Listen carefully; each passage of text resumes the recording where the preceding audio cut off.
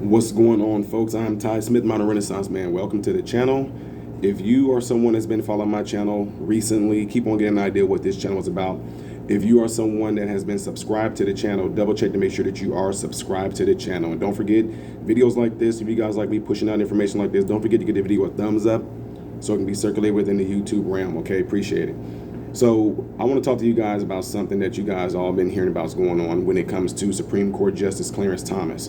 So it's still like completely outrage at him over this, and it says abortion. Media continues decades-long liberal attack on Justice Clarence Thomas after Roe versus Wade decision. Guys, the Supreme Court Justice Clarence Thomas has been the subject of sharp attacks throughout his tenure, but his opinion concurring the majority that overturned Roe versus Wade last week has whipped his critics into a frenzy and put a spotlight on decades-long trend.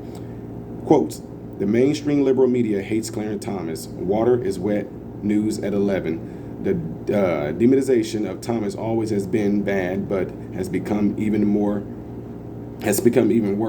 in light of Supreme Court abortion decision. Cornell Law Professor William Jacobson told Fox News, Thomas did not author the majority opinion, but has received much more focus and hate than Samuel Alito, who was the author.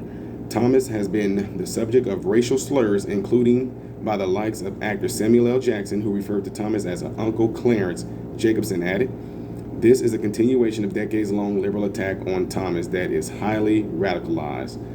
Y'all, this whole ordeal right here with Clarence Thomas, I'm going to tell y'all something. I told you, when certain decisions are made and certain things are done, I don't care how virtuous, I don't care how nice, I don't care how cool, I don't care what type of celebrity status they have, I don't care what type of fame status that they have.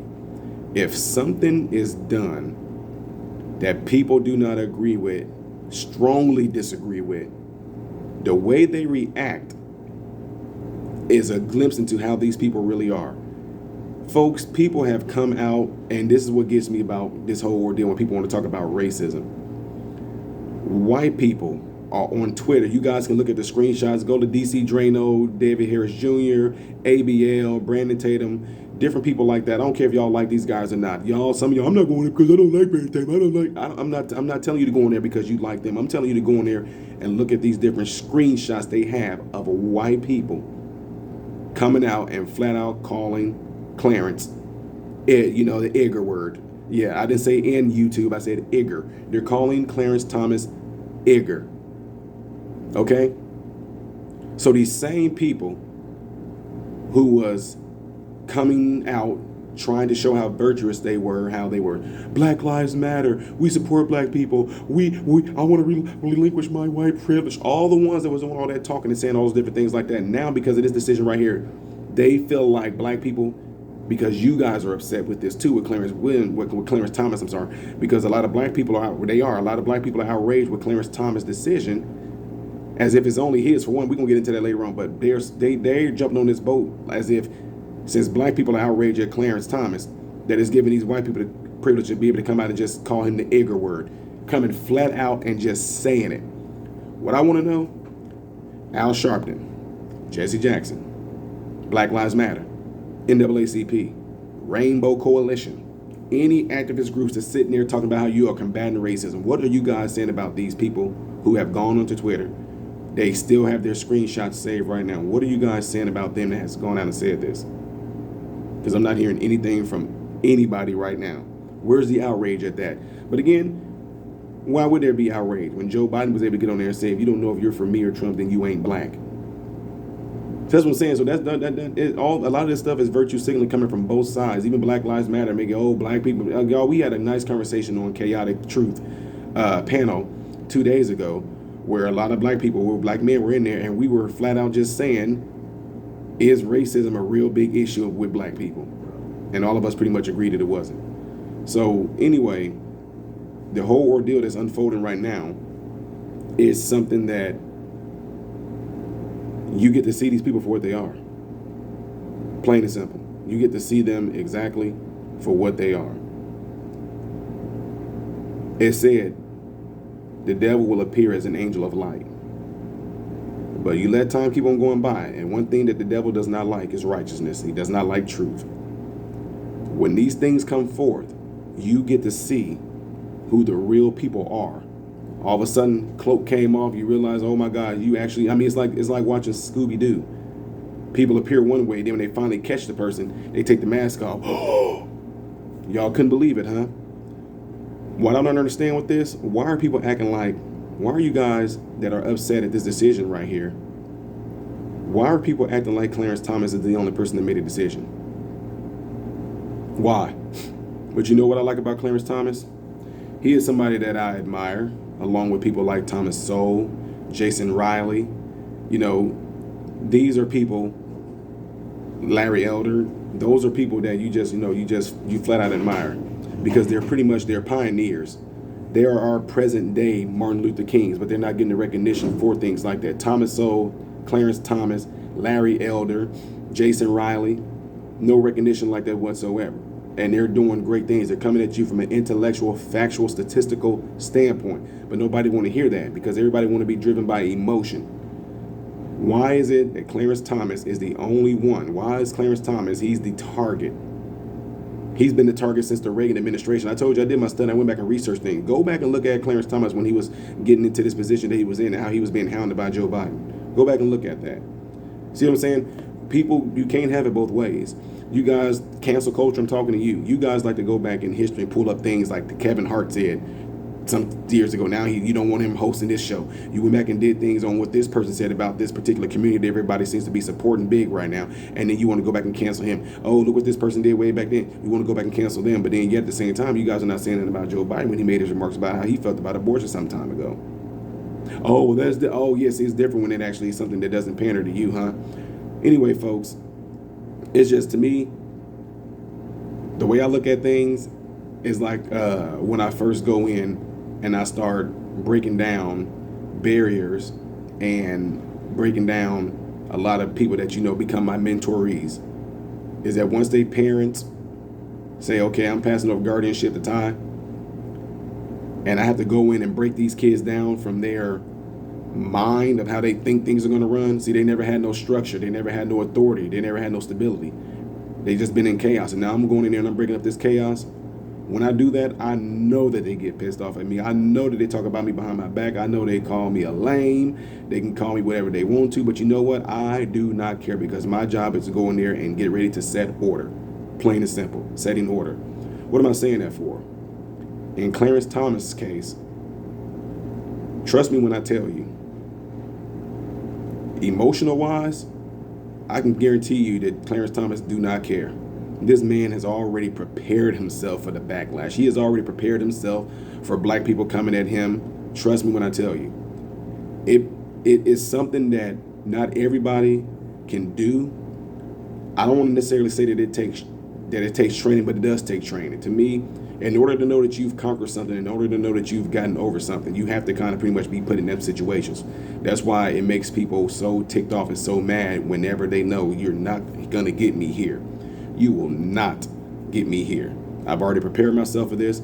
I actually was on the other end at one time in my life. I was actually the one that was actually the offender, trying to say something about another black person that was just trying to do the right thing, because I didn't have no understanding. I just wanted to bash them. I didn't want to hear anything. I wanted to talk about them, I hated this. You a sellout, blah, blah, blah. I was once one of those people, until I actually started looking at facts and statistics instead of going off my raw emotions and what everybody else in the crowd was doing. Yes, I've done that before. What am I saying that for?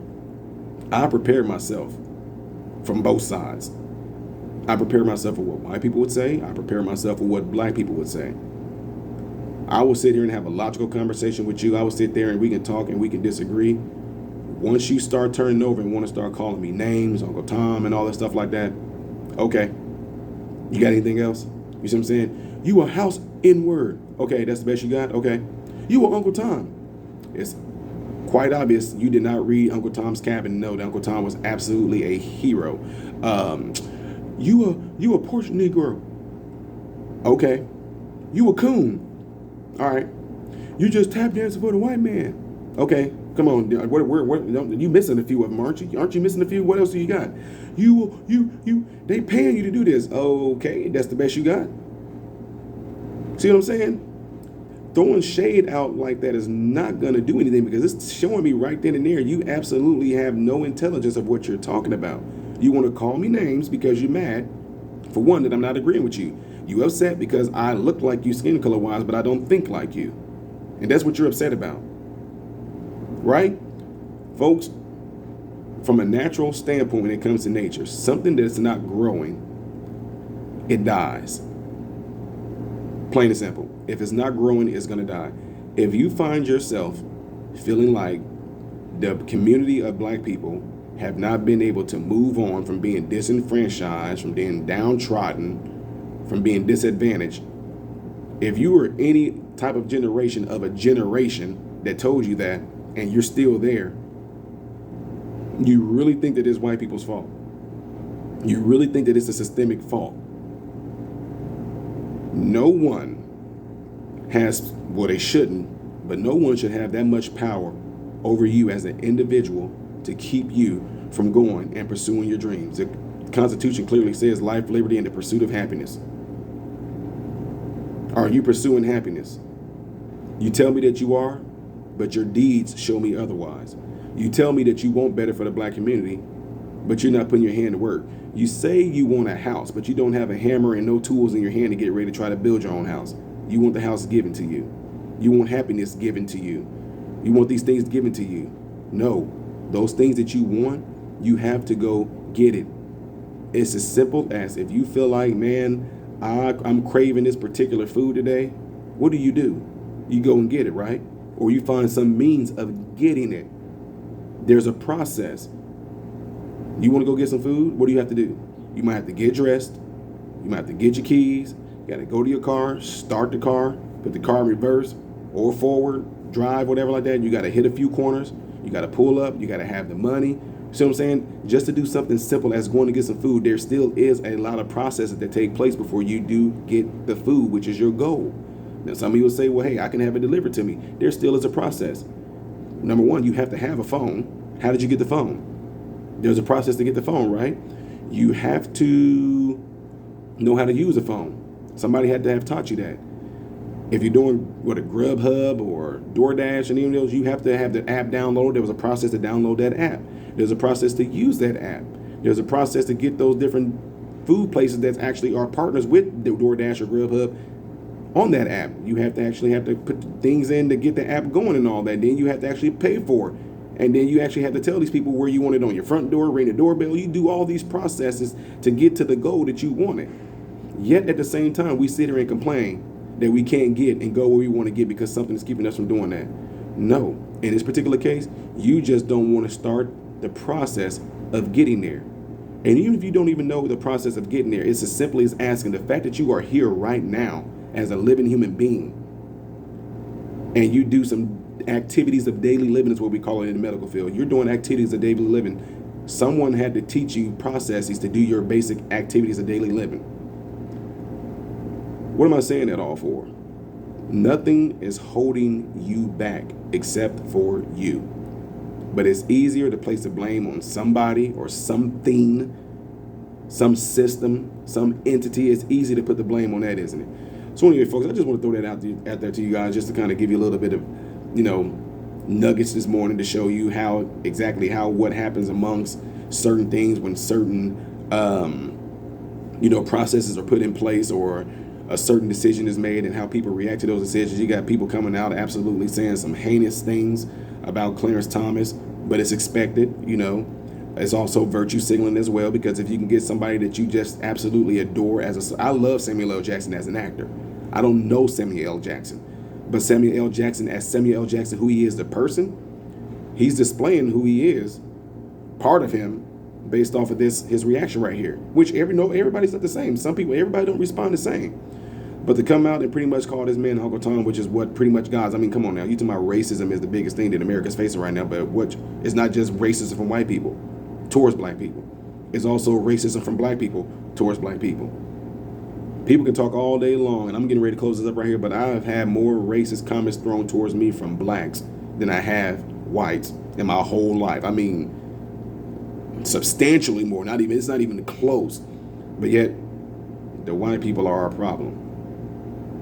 the white people are the ones that's got these things in place. But so if the white people are the ones that got these systems in place, and I'm deceived by white people, and I'm supposed to be this pandering person towards white people, I'm supposed to be trying to get on white people's side, but they're not the ones calling me Porch Negro and House Negro and Uncle Tom's and all that. Anyway, folks, let me know what y'all think about all this by leaving in the comments below this video. Don't forget, click the thumbs up button right now. Click it right now so the video can be circulated within the YouTube algorithm, right? Appreciate it. I'm Ty Smith, modern Renaissance man, hoping and praying every last one of you have food, shelter, and clothing. And most of all, I hope and pray every last one of you guys are in great health. God bless you all through Jesus.